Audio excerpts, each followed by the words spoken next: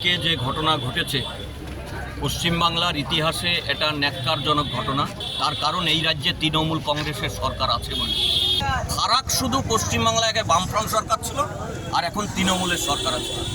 নির্লজ্জ প্রশাসনের এখানকার এসপি, এসডিপিও, ওসি, এদের আইসি, এদের পদত্যাগ করা উচিত। এটা সাম্প্রদায়িক পরীক্ষাগার হিসাবে, সাম্প্রদায়িকতার পরীক্ষাগার হিসাবে এখানে ব্যবহার করছে। তার সাথে প্রশাসন যুক্ত আছে। প্রশাসন ঠিক থাকলে পারে এই ধরনের ঘটনা ঘটতো না। যখন আপনার এখানে যে মবটা এসেছিল, আপনাদের এই দোকানে কি আক্রমণ করা হয়েছিল? তখন হয়নি, মানে ঢিল পরে কজন জনজাত হয়েছে, এখানে যখন ছিল কিছু করেন না, কিছু বলছেন না। পুলিশ প্রশাসন কোনো সহযোগিতা করেছিল আপনাদের সাথে? দেখছিল, খালি দেখছেন, শুধু দেখছিল। আপনার এই বড় বড় 8টা-10টা করে আদলা ঝাড়ছে, আদলা পড়ে আছে। দেখেন আমার বুকে এখানে লেগেছে আদলা। ছোট ছোট বাচ্চা আছে। আমি বললাম তোরা সাইড হয়ে যা, মাল দেখে চোখটা। আমি সারারকে তুলে আমি মিনিটের মধ্যে সারারের ভিতরে ধরে গেছি। আমার টাকা পয়সা সবই আমার বাইরে ধরা আছে, মানে আমাকে সুযোগই দেয়নি। এসে তরমুজি আমার ঘরে বেড়াতে লেগে গেল রাতে। এক একটা দোকানে 8টা-10টা করে লোক ঢুকতে, আমি সিসি ক্যামেরাতে দেখছি সব। এই বড় বড় কাতি দিয়ে যখন উঠেছে, এরা লুকিয়েছিল, যখন কাতিলে উঠে 8-10টা, মানে যে আপনার ঠান্ডা কাটে না, বড় বড় ফাঁসা খাড়া নিয়ে যখন ঢুকেছে, এরা কিন্তু যান বাঁচাবার জন্য এরা দেখলে তো তারা মেরে দিবে। এরা দোকান থেকে ভেঙে, নিচের থেকে ভেঙে ভিতরে আপনার কারেন্টের অফিস। যে ঘটনা ঘটেছে পশ্চিমবাংলার ইতিহাসে এটা ন্যক্কারজনক ঘটনা। এই ঘটনা ঘটছে, বারে বারে ঘটছে। তার কারণ এই রাজ্যে তৃণমূল কংগ্রেসের সরকার আছে বলে। বিজেপির এজেন্ডাকে এই রাজ্যে কার্যকারী করছে। পশ্চিমবাংলায় রামনবমী আগেও হয়েছে, এখনও হচ্ছে। ফারাক শুধু পশ্চিমবাংলায় আগে বামফ্রন্ট সরকার ছিল, আর এখন তৃণমূলের সরকার আছে। ফারাকটাই জায়গায় ওই এতদিন তো কিছু হয়নি।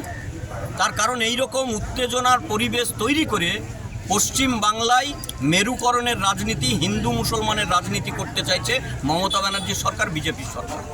আর এই যেভাবে নির্বিচারে, একেবারে পরিকল্পিতভাবে প্রশাসনের সামনে যে ঘটনা ঘটালো, নির্লজ্জ প্রশাসনের এখানকার এসপি, এসডিপিও, ওসি, এদের আইসি, এদের পদত্যাগ করা উচিত।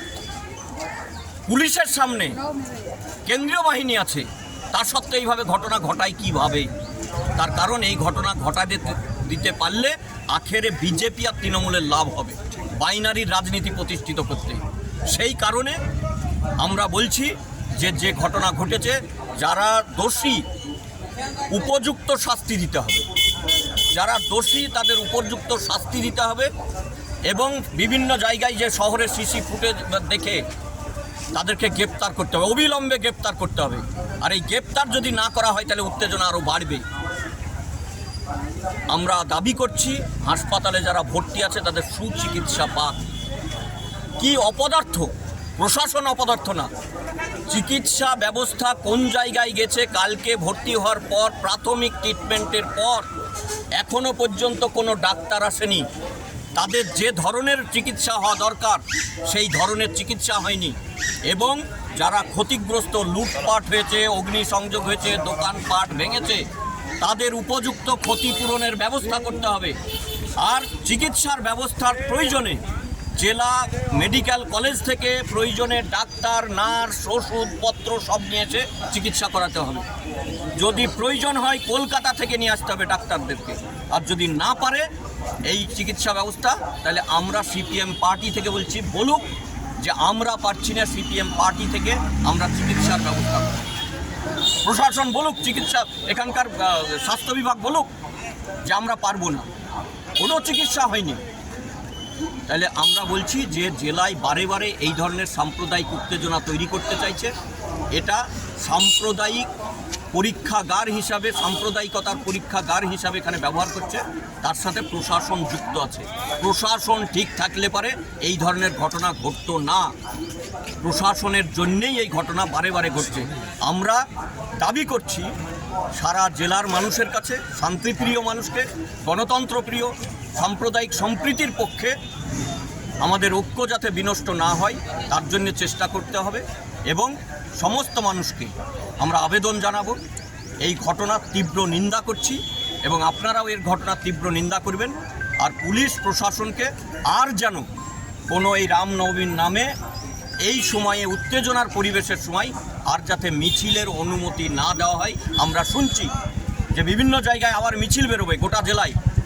আমি জঙ্গিপুর জেলার এসপিকে পিডি তাকে বলেছি এবং হচ্ছে যে বহরমপুরের পিডি মুর্শিদাবাদ পিডি সেই এসপিকেও বলেছি যাতে শান্তি শৃঙ্খলা বজায় থাকে, তার জন্য প্রশাসনকেই দায়িত্ব নিতে হবে।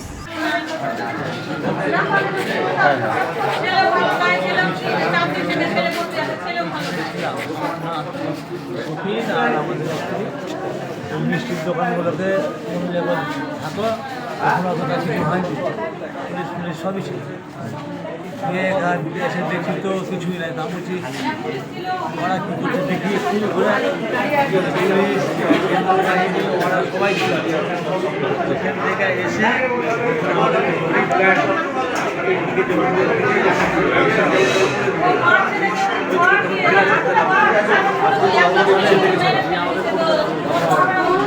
পুলিশ একটাও আছে বাইরেও আছে ওরা এসে কী করতে এসেছিলেন